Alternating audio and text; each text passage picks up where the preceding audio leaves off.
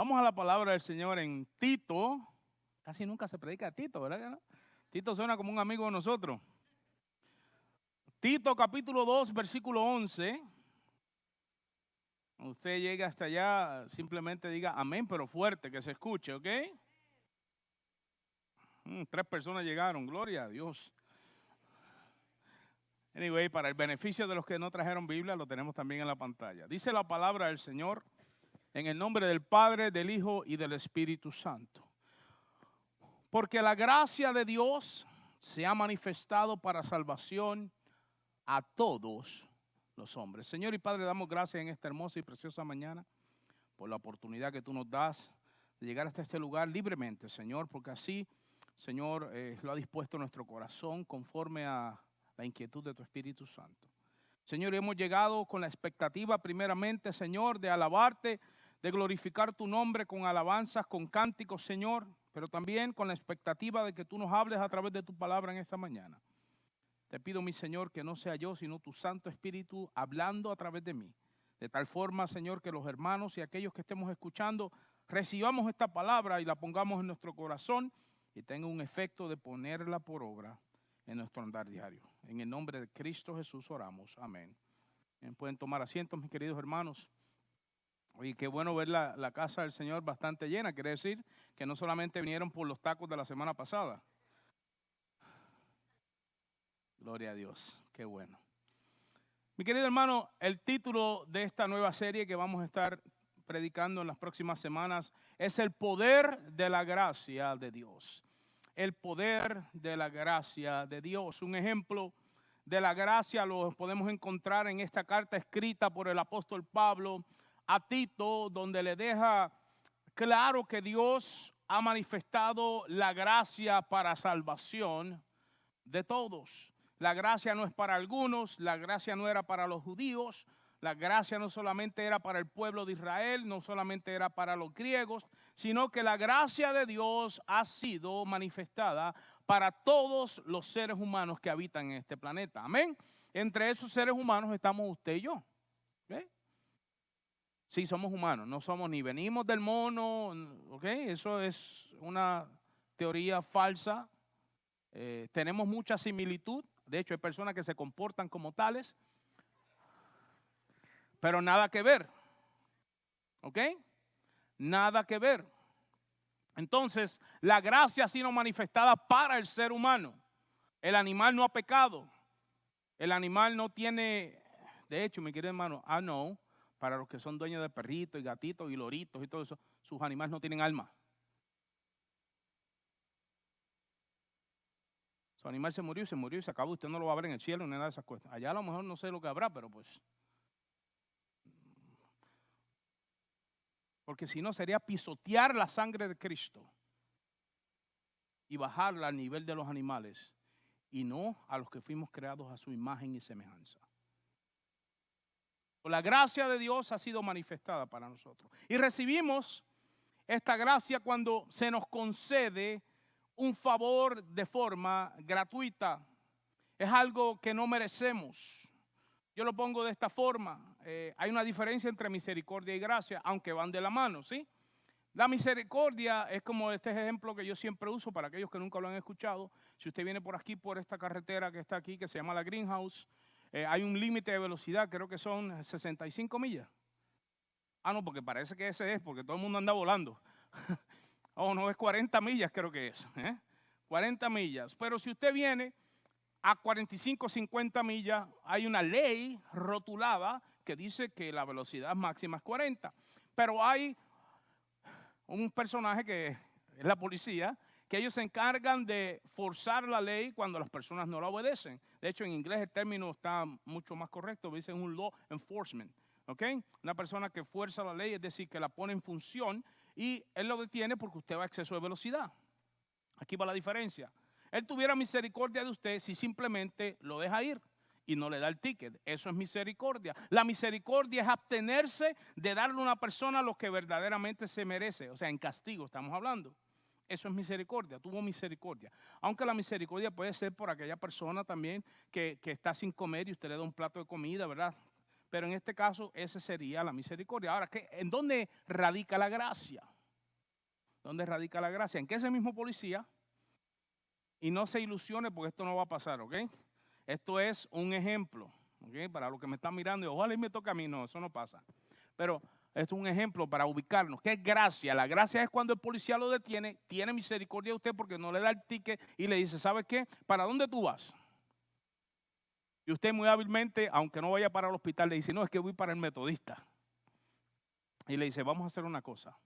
Yo voy a ir al frente tuyo, voy a encender la sirena, voy a encender los focos de emergencia y vamos a ir, yo te voy a escortar para que no tengas ningún problema, para que llegues al hospital y aquí están $100 para que pagues el ER. Eso es gracia.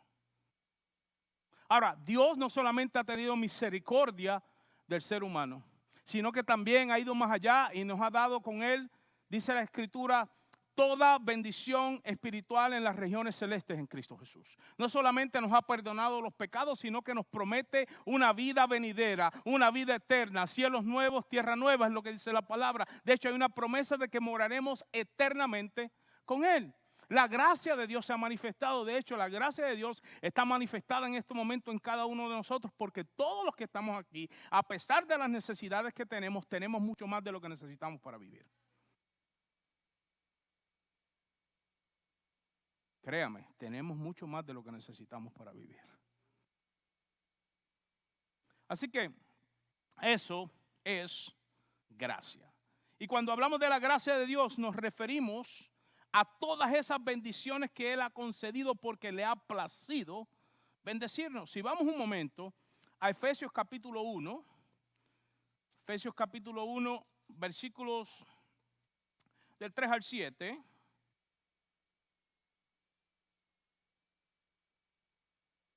Mire lo que dice.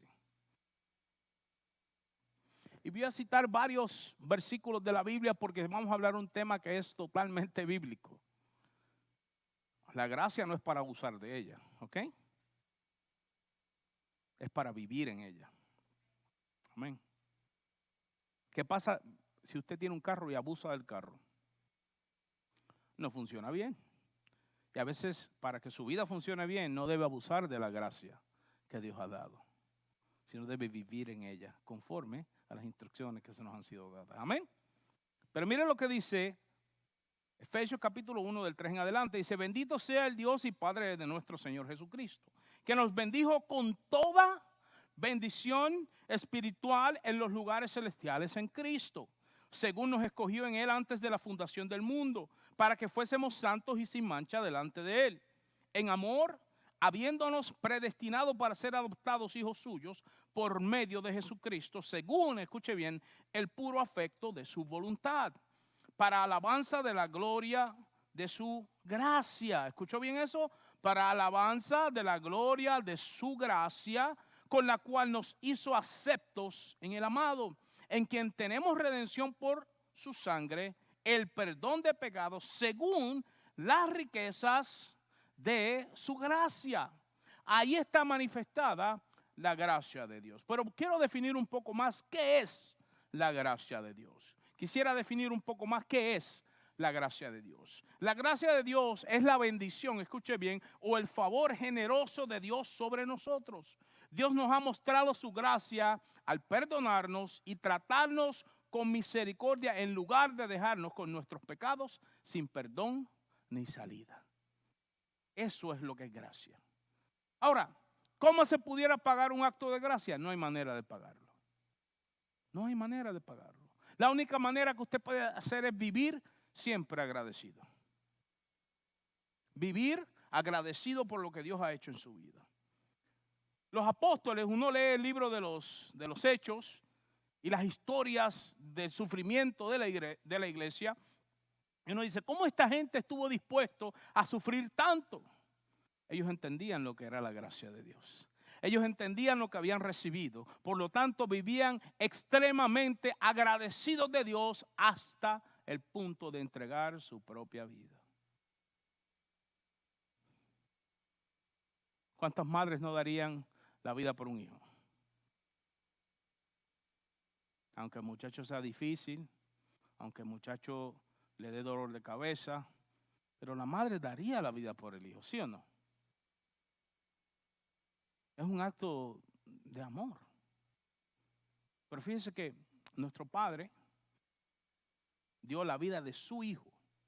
Eso es más fuerte por cada uno de nosotros. Eso verdaderamente es gracia. ¿Daría usted su hijo por alguien? ¿Daría usted su hijo por alguien? No lo estoy explicando bien. ¿Daría su hijo por un violador de niños? ¿Lo daría? Cristo murió por todos los pecadores, incluyendo esos también. Eso es gracia verdadera. Es que hasta que no lo ponemos en esa perspectiva, no entendemos lo que Dios ha hecho por cada uno de nosotros. Usted y yo estábamos completamente perdidos. La Escritura dice que somos esclavos del pecado por naturaleza. La gracia ha hecho posible la manifestación más maravillosa de amor o del amor de Dios para con nosotros. No hay, ahorita hablaba con un hermano que está aquí y me decía, ¿cuál es el corazón de la Biblia? Yo le digo, Cristo. Y me dice, sí, pero a mí me gusta el versículo de Juan 3:16, porque de tal manera amó Dios al mundo. Dice que entregó a su Hijo unigénito. ¡Wow! ¿Qué corazón el de Dios! ¡Qué gracia tan maravillosa!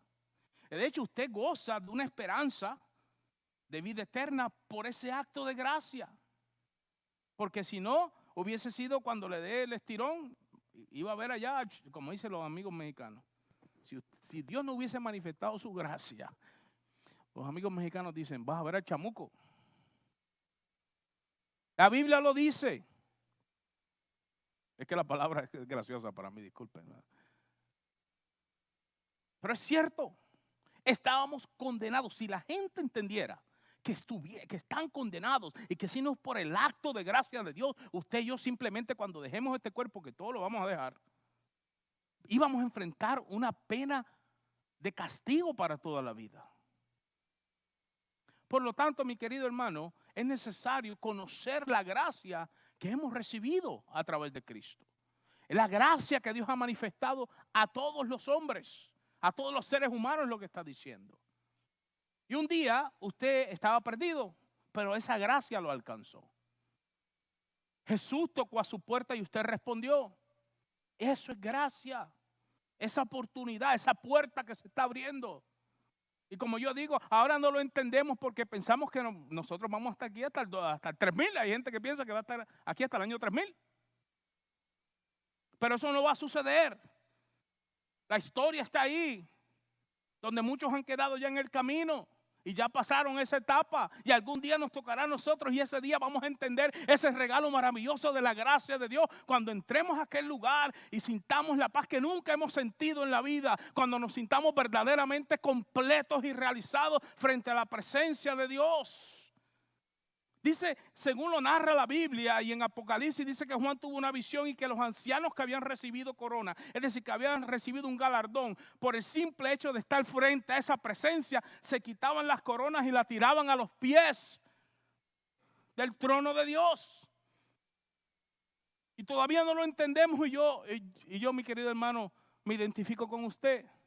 Pero algún día disfrutaremos de los beneficios de esta gracia. Algún día. Cuando ya usted no sienta ese dolor de riñón, cuando ya no le duelan las punzadas que le dan por el lado.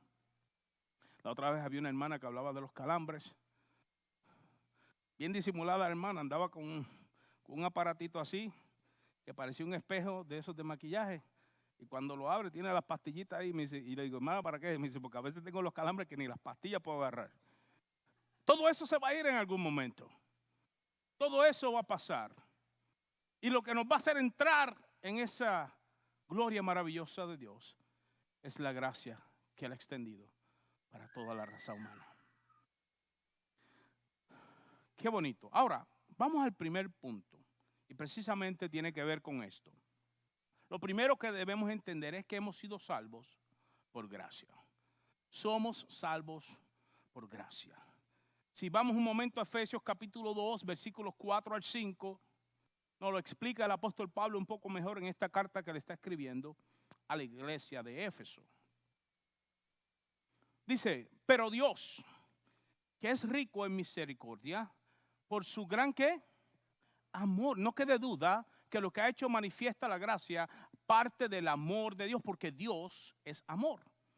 Dice, por su gran amor con que nos amó, aun estando nosotros muertos en pecados, nos dio vida juntamente con Cristo, y añade, por gracia sois salvos.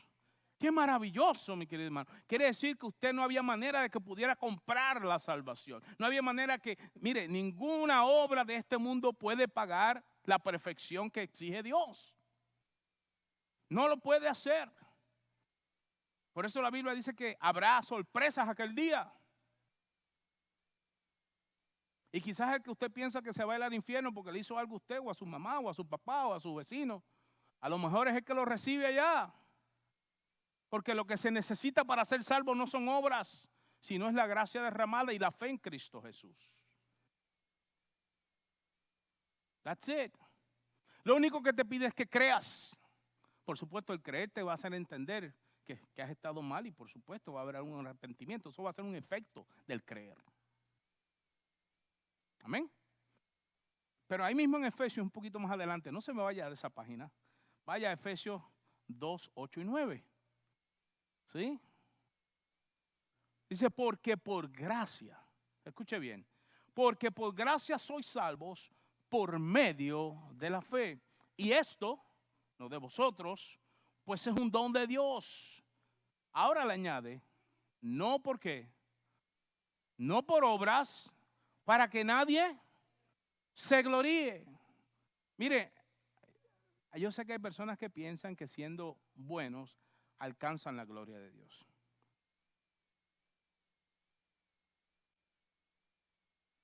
Debemos hacer buenas obras porque hemos llegado a Cristo. Y debemos comportarnos conforme al carácter de Cristo. Pero lo que nos da entrada al cielo es la gracia de Dios en Cristo Jesús, que fue enviado a este mundo, y su fe debe estar puesta solamente en ese acto de sacrificio, de paga de pecados y de perdón de pecados. That's it. Por eso no voy a portarme bien con el vecino, no, debe portarse bien porque debe dar fruto, dice la Escritura, y debe dar testimonio de lo que es usted ahora en Cristo Jesús. ¿Sí? Porque hay gente que lo toma de excusa, ¿no? Dice, bueno, como ya yo soy salvo, salvo siempre salvo, y yo puedo hacer lo que me da la gana. Cuidado, porque la Biblia dice que el que ha llegado a Cristo va a dar fruto. Tiene que haber una evidencia. ¿Sí? Tiene que haber una manera de comportarse, no porque lo están obligando en la iglesia, no porque el pastor se lo dijo, sino porque hay una convicción en su corazón de parte del Espíritu Santo, y usted se va alejando de aquellas cosas que usted sabe que no agradan a Dios. ¿Sí?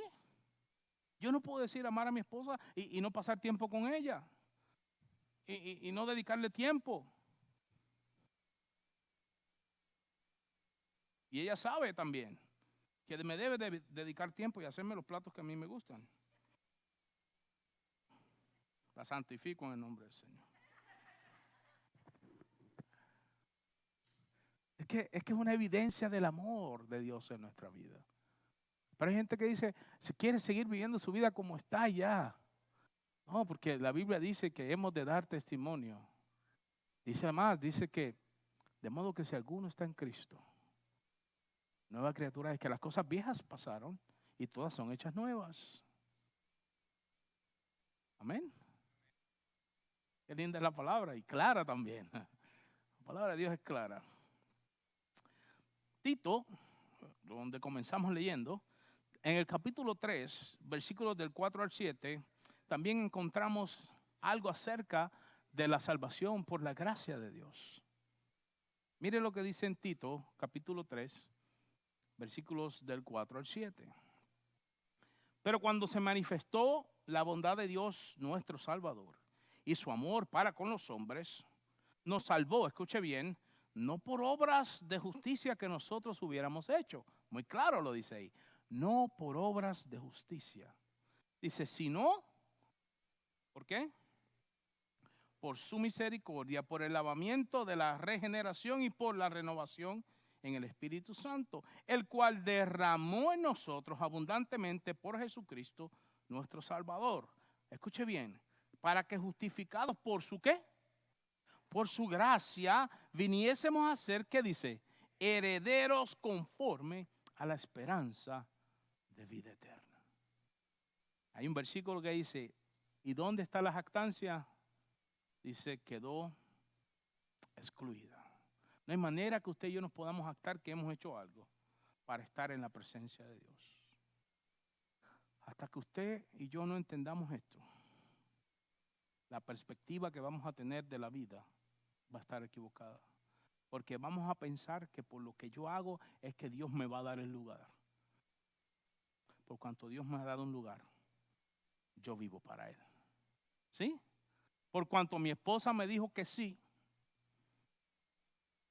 y yo se lo agradezco porque hasta mi mamá le dijo, 1 año te doy. Porque mi esposa me dijo que sí, entonces yo vivo para ella. ¿Amén? Aunque ella estaba rogándome que yo dijera que sí. Y le hago esto porque la Biblia compara la relación de la iglesia con Cristo como un matrimonio. De hecho dice que vamos a celebrar las bodas, que nosotros somos la novia y que Él es el esposo. El matrimonio, mi querido hermano, es una representación de Dios y su iglesia aquí en la tierra. Por eso cada hombre se le pide que santifique a su esposa, que la ame como Cristo amó a la iglesia. Si usted es un matrimonio cristiano, usted tiene que reflejar en la relación suya lo que hizo Cristo con la iglesia. Varones, ese consejo fue de gratis. Aprieta las tuercas, que se le salen las llantas. No hay nada, mi querido hermano, que podamos hacer para ganar la salvación, excepto lo que Dios ha hecho por cada uno de nosotros. Y esto nos lleva al segundo punto. El segundo punto es que esta gracia nos permite acercarnos a Dios. Hebreos 4:16, ¿cuánto conocen ese versículo? Amén, qué bonito, ¿verdad que sí? Dice, acerquémonos pues confiadamente al trono de la gracia. ¿Para qué?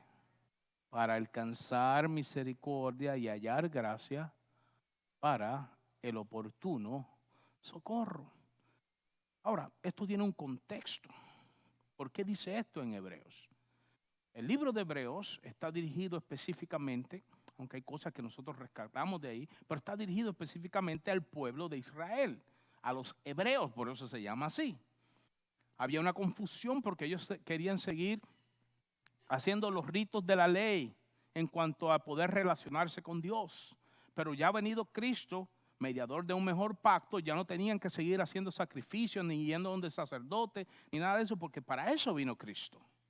Entonces, cuando usted lee el libro de Levítico, en Levítico desde el capítulo 1 hasta el capítulo 9 nos muestra cómo era todo un ritual estricto, mi querido hermano, y muy meticuloso para que usted se pudiera, o para que el pueblo se pudiera acercar a Dios.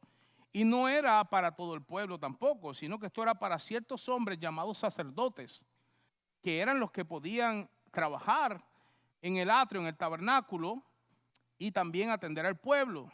Pero dentro de ellos solamente había uno llamado el sumo sacerdote, que él era el único que podía acercarse al lugar santísimo, que ahí era donde estaba y se posaba la presencia de Dios.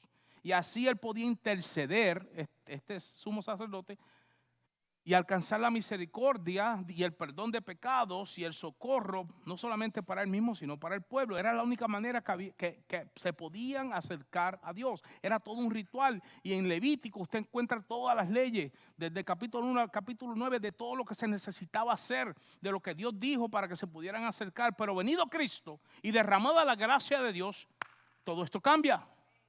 Y por eso, si usted va conmigo un momentito de nuevo, allá a Hebreos, y si usted es tan amable, acompáñeme a Hebreos. Porque leímos, ¿verdad? Leímos parte de Hebreos, pero no lo leímos completo, el contexto de Hebreos. Ahora vaya al 4:14. Porque antes de que diga, habla el 16, tenemos que pasar por el versículo 14 y el 15. Amén. Ya le expliqué lo que dice Levítico. Ya le expliqué, mi querido hermano, que era todo un ritual para poder usted acercarse a Dios. Pero mire lo que dice ahora Hebreos desde el versículo 14 en capítulo 4. Por tanto, teniendo un, ¿qué dice? Gran sumo sacerdote que traspasó los cielos. Y ahora lo menciona. Jesús, el Hijo de Dios, retengamos nuestra profesión, porque no tenemos, escuche bien, no tenemos un sumo sacerdote que no pueda compadecerse de nuestras debilidades, sino uno que fue tentado en todo según nuestra semejanza, pero sin pecado. Ahora nos dice, acerquémonos pues, ¿qué dice? Confiadamente al trono de la gracia para alcanzar misericordia y hallar gracia para el oportuno socorro. Es decir, ahora usted y yo no solamente hemos sido salvos por esa gracia, sino que se nos da una relación de poder acercarnos a este Dios santo a través de la oración. Antes eso era prohibido para el pueblo. En el Antiguo Testamento esto no se podía practicar. El pueblo tenía que llevar un corderito, un becerro y más, así como nosotros los que vivimos en Katy nos hubiese tocado llevar unas palomitas, ¿verdad? Porque pues la gente de bajos recursos, pues eso es lo que llevaba. Y ellos llevaban esto, perdón, y ellos los cortaban, le sacaban la sangre y con esa sangre la ofrecían en holocausto para que Dios, ¿verdad?, perdonara los pecados. Pero todo esto a través de otra persona. Y usted no podía hablar directamente con Dios así como ahora. No había una relación directa. Dios se revelaba a quien Él quisiera. Pero ahora, una vez usted ha creído en Cristo, una vez ha sido derramada su gracia en su vida, usted tiene acceso al lugar santísimo, a donde solamente antes podía entrar el sumo sacerdote. Por eso dice que ahora se acerquen confiadamente. Esto era lo que sucedía. Iba a entrar el sacerdote ese día. Era un día al año que podía entrar ahí. No era todos los días tampoco. No era como ahora que me dicen, pastor, oré porque se me reventó la uña del pie y yo voy y oro por usted. No, eso no existía. Esa intercesión era solamente por los pecados del pueblo, una vez al año. Y este sumo sacerdote, una vez al año, entraba, y como esto era un ritual tan fuerte, a él le tenían unas campanitas amarradas, unas granaditas que eran como unas campanitas, para que se escuchara el sonido, porque cuando él pasaba a ese lugar, que era el lugar santísimo, nadie más podía entrar. Y tenía un velo que era grueso, como de unas 2,5 pulgadas de grueso, tejido. Y él pasaba ya con la sangre y rociaba la sangre sobre un arca que había, se llamaba el arca del pacto. Y ahí entraba el sumo sacerdote. Y estaba todo el pueblo esperando a ver qué sucedía. Y le amarraban una soga al tobillo. Si las campanitas dejaban de sonar, porque nadie podía entrar hasta que Dios dijera. Imagínense esto. Y él estaba ya rociando la sangre. Y el pueblo estaba en la expectativa y los sacerdotes estaban esperando. Y de momento salía el sumo sacerdote y comenzaba a escucharse un bullicio de alegría porque los pecados habían sido perdonados, porque se había podido acercar a Dios y Dios aceptó la ofrenda. Y cuando ya salían los sacerdotes del atrio, estallaba todo el pueblo en alabanza. Ahora, todo eso quitó Cristo de en medio. Y usted tiene entrada directa al trono de la gracia. Por eso es que llegamos los domingos y alabamos a Dios. ¿Usted ve?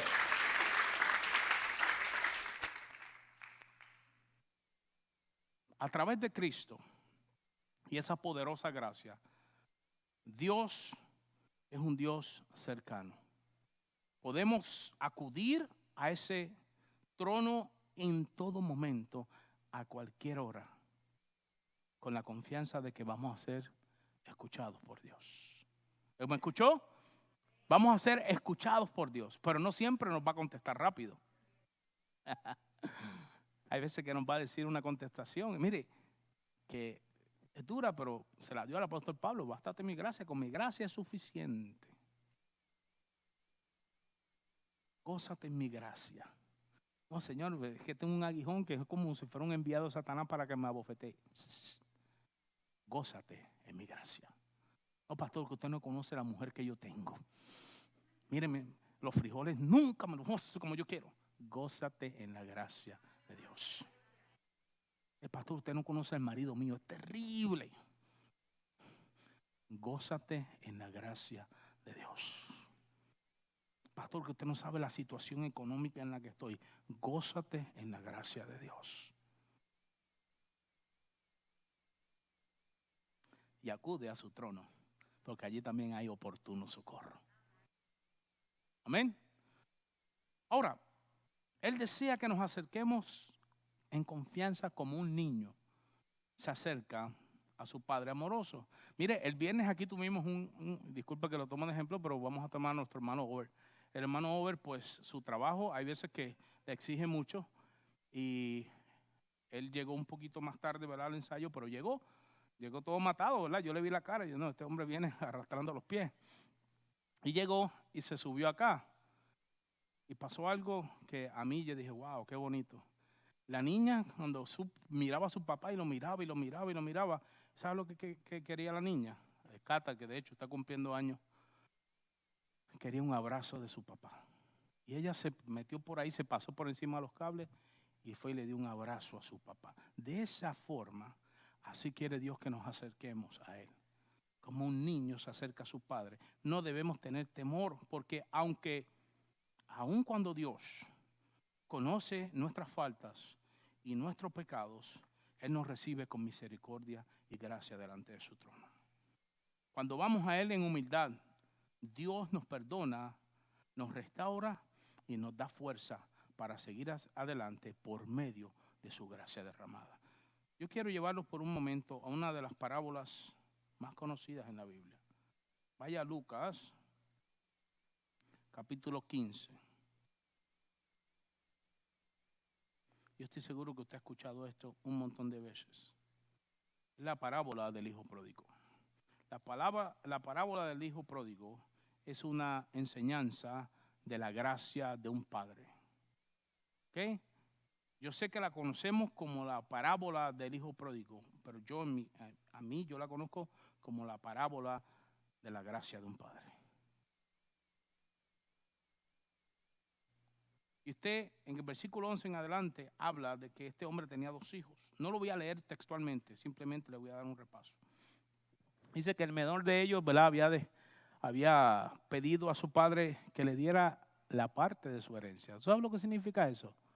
No puedes esperar que tu papá se muera para reclamar lo que te va a dejar. Imagínate. ¿Sí? Yo he visto esto como pastor, donde hay hijos que lo que están es esperando el último campanazo. Miran el reloj, pero no porque tienen un compromiso, sino a ver cuándo finalmente se muere para yo ir al banco. Y es así, mi hermano. Así es. Después que usted se mata, trabajando, haciéndole riqueza para dejársela a su hijo lo que está esperando es que usted tire la pata para ir al banco o coger la casa o agarrar los bienes y venderlos y pagarse sus deudas que él mismo se metió, pero ahora quiere que usted se las pague cuando se muera. Esto es simplemente un paréntesis, para que no adore a sus hijos, edúquelos en el temor de Dios, pero no los adore ni los tenga ni los mesa tampoco. Enséñelos a que funcionen en la vida, porque usted no le va a durar toda la vida, ni yo tampoco. Amén. Por eso que la sociedad está como está, por padres que consienten a los hijos. Pero este padre fue y le dio la herencia, y este hombre se va. Usted conoce la historia. Se va a otro pueblo por allá lejos y parranda y fiesta. Lechón asado. Si fuera en Puerto Rico, eso era lechón asado, parranda, playa, diversión, sol, arena y playa. ¿Ok? Con todos sus amigos que nunca hicieron nada por él, sino que aparecieron solamente para gastarse el billete porque él tenía. Y así hay mucha gente, ¿verdad? Que todos sabemos ese cuento cuando vamos envejeciendo. Cuando somos jóvenes pensamos que todo el mundo nos busca por la amistad, ¿verdad? Pero cuando ya vamos envejeciendo, somos muy selectivos con las personas que dejamos acercar. Porque la vida nos ha enseñado que no todo el mundo nos busca por amor, sino por conveniencia. ¿Sí? Cuando yo tenía 20 años, buscaba tener amistades así, ¿verdad? Pero cuando ya me fui entrando en edad, estaba buscando cómo eliminarla. Déjame ver cómo le corto por aquí, le corto por allá. Pero así fue la vida de este muchacho y se gastó todo el billete. Porque el que no trabaja para algo, así se lo gasta. Se lo gasta rápido porque no le costó. Por eso es que cuando uno se muere y el hijo hereda, se come la herencia. Y le dejan a veces hasta negocios, empresas, y las quiebran. ¿Cómo es posible? Pues porque se están gastando todo, porque a ellos no les costó. Y de momento este muchacho lo pierde todo y por supuesto junto con el dinero se fueron los panas, los amistades, los cuates, los carnales, ¿sí? Se fueron. Y quedó solo el muchacho y no tenía con qué comer. Y dice que le dieron un trabajo por allá alimentando a los puercos con algarroba. Imagínense, un muchacho que tenía tanto dinero que estuvo en la casa de un hacendado, porque eso es lo que muestra ahí. Y este muchacho quedó allá y tenía hambre. Y miraba a los puercos, imagínense, miraba a los puercos comer y se quería comer la comida de los puercos. ¿Hasta dónde había llegado este muchacho? Y así muchos de nosotros andamos queriéndonos comer la porquería que el mundo nos ofrece por estar alejados de nuestro Padre. Pero en el versículo 17 dice que volviendo en sí, dijo, ¿cuántos jornaleros en casa de mi padre tienen abundancia de pan y yo aquí perezco de hambre? Dice, me levantaré e iré a mi padre y le diré, escuche bien, Padre, he pecado contra el cielo y contra ti. Ya no soy digno de ser llamado tu hijo. Hazme como a uno de tus jornaleros. Y levantándose, vino a su padre. Y cuando aún estaba lejos, lo vio su padre. Y fue movido a misericordia. Y corrió y se echó sobre su cuello y le besó. Esta historia a mí me llega muy cerca, porque hace muchos años atrás yo jugué el papel de este muchacho. Me fui de mi casa bajo problemas terribles. Y estando en Estados Unidos, caí en sí. Y llamé a mi papá y a mi mamá y le dije, yo me quiero regresar a la casa. Y me dijeron, sí, puedes regresar. Hice una travesía muy larga esa vez. Viajé de Virginia por avión a Nueva Jersey, al aeropuerto de Newark. De Newark viajé al aeropuerto de San Juan, Puerto Rico. Y del aeropuerto de San Juan me subí a una avioneta de 24 pasajeros para llegar hasta mi ciudad. Y el aeropuerto de mi ciudad es muy pequeño. Si usted se tropieza saliendo del avión, cae encima del mostrador de las... Muy pequeño. Y llegas al área de las maletas rápido, o sea, es que sales, caminas así, das una escalera, ahí están las maletas. Tiene 2 terminales nada más. Pero hay una pared muy grande y ahí hay una puerta. Tú no ves quién está allá hasta que el guardia, bueno, no como aquí que usted puede entrar y recoger maletas, no, allá no, porque la gente, usted sabe cómo en los países de nosotros. Entonces no dejaba entrar a nadie. Y estoy allí, espero que salga mi maleta, recojo mi maleta, salgo y cuando abro la puerta, la primera cara era la de mi papá, esperando por mí, para decirme, hijo mío, aquí estoy. Ese día vi un ejemplo de la gracia de Dios. Y cuando leo esta historia y leo lo que dice la Biblia acerca de la gracia de Dios, de la misma manera nos recibe nuestro Padre, aún conociendo las faltas que tienes, aún conociendo los defectos que tienes, aún sabiendo que le has ofendido. Este Padre, mire lo que dice. Y el Hijo le dijo, Padre, he pecado contra el cielo y contra ti, y ya no soy digno de ser llamado tu hijo. Pero el Padre dijo, escuche bien, a sus siervos, sacad el mejor vestido y vestidle, Dice, y poner un anillo en su mano y un calzado en sus pies.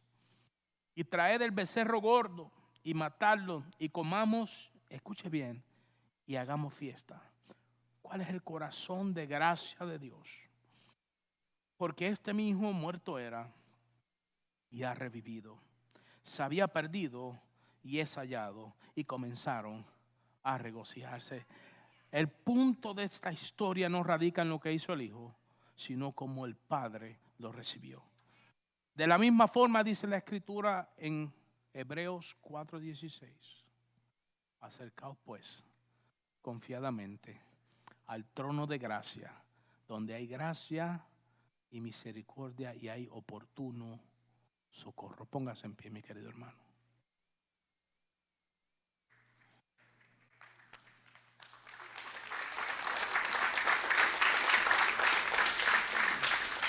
Hasta este momento hemos visto que el poder de la gracia de Dios nos otorga salvación y nos da una cercanía a nuestro Padre Celestial.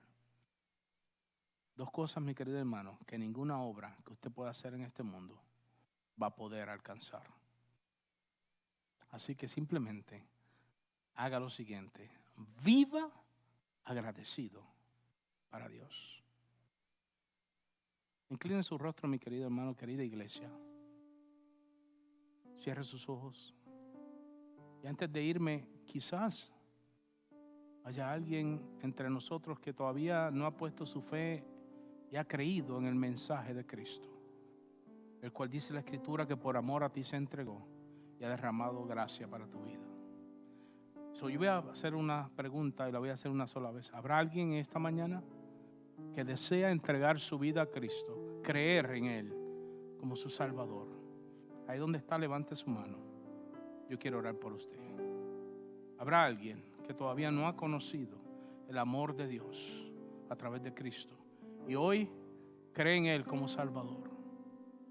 Ahí donde está, levanta tu mano. Yo quiero orar por ti.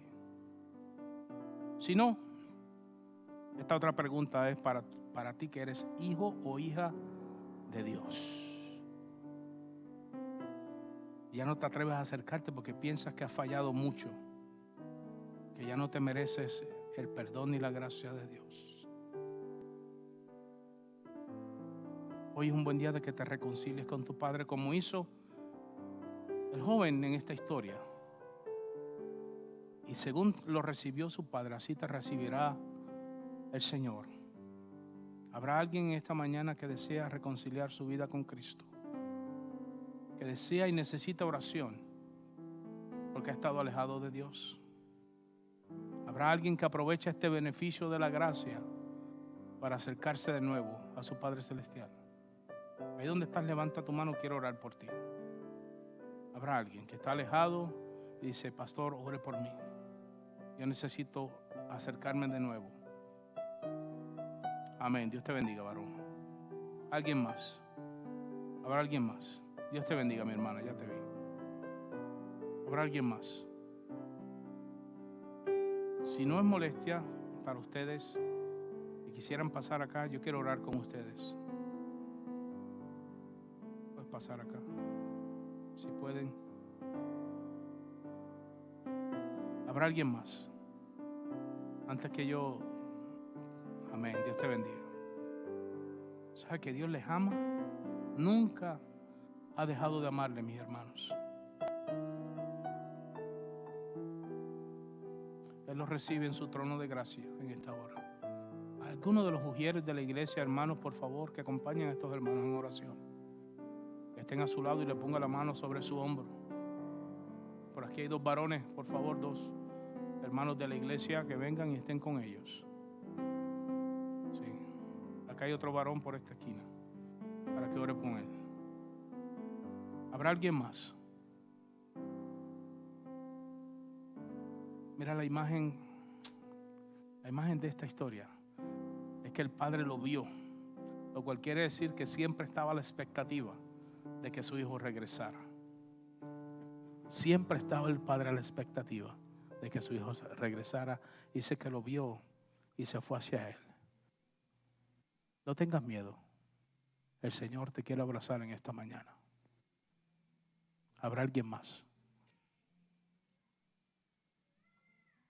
Si no, mientras nuestra hermana va tocando, le voy a pedir al ministerio de alabanza que vaya subiendo, que vamos a entonar ese himno que dice sublime gracia del Señor.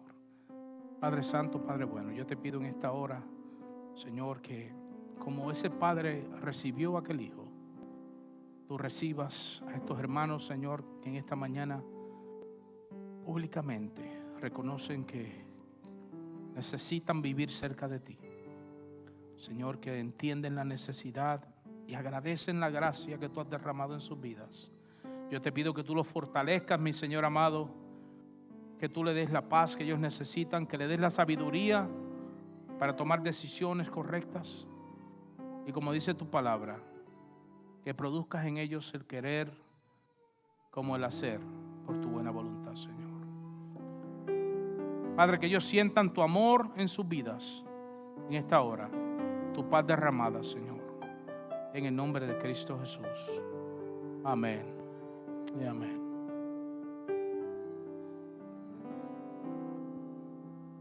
Amén. Iglesia, entonemos ese himno que dice sublime gracia del Señor.